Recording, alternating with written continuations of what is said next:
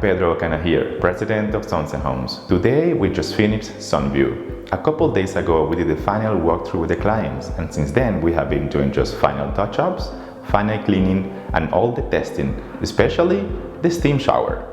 So after all the testings are complete, we are just gonna do a final walkthrough with the owner to explain how to use every single item that is installed in the house. For example, we have temperature controls because we have infrared heating in the basement, in electrical infrared heating in all the en-suites, and so on. So just come with us and check all the inspection.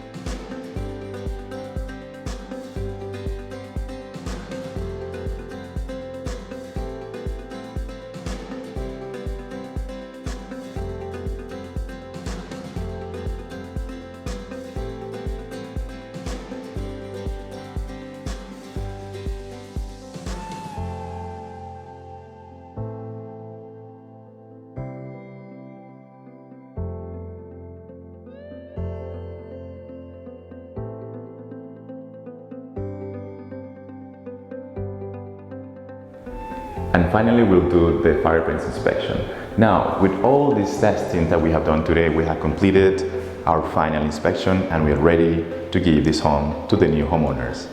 Thanks again for watching, and don't forget to subscribe to this channel.